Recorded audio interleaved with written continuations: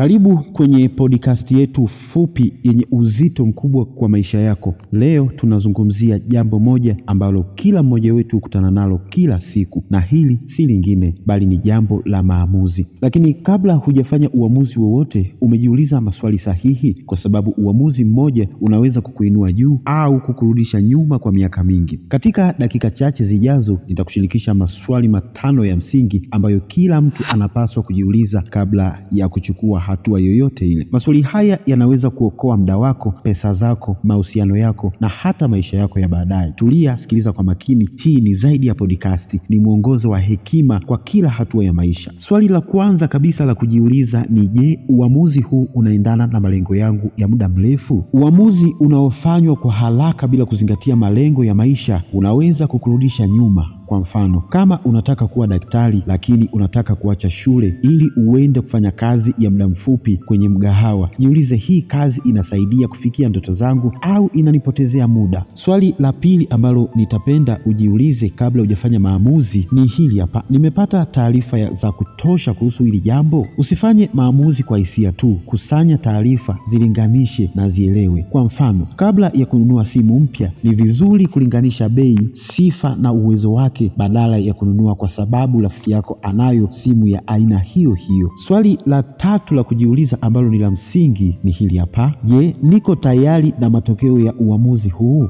iwe mazuri au mabaya? Kila uamuzi una matokeo. Jiulize, nitaweza kuvumilia madhara ya hili likiharibika? Kwa mfano, ukitaka kuchukua mkopo kwa ajili ya kuanzisha biashara, jiulize, je, nikianguka au nikalemewa kulipa, nitawezaje kuhimili athari zake? Swali la 4 ambalo ni la msingi nalo ni uamuzi huu unahusisha au kuathiri watu wengine? Unajua, kama uamuzi unawahusu watu wengine, fikiria kwanza. Kwa mfano, kabla ya kuhamia mkoa mwingine kwa kazi, fikiria familia yako, watapateje huduma, shule na makazi bora kule? Swali la mwisho kwa leo ambalo ningependa ujiulize kabla hujafanya maamuzi ni hili hapa: je, nafanya uamuzi huu kwa presha au msukumo wa muda mfupi? Epuka kufanya maamuzi kwa sababu ya hasira, presha ya marafiki au tamaa ya haraka. Kwa mfano, rafiki akikuambia uwekeze haraka kwenye mpango wa pesa unaohitaji milioni 1 kwa ahadi ya faida mara 3 kwa wiki moja, jiulize, je, huu ni uamuzi wa busara au najitumbukiza kwenye shimo kwa tamaa ya faida ya haraka? Asante kwa kusikiliza podcast hii fupi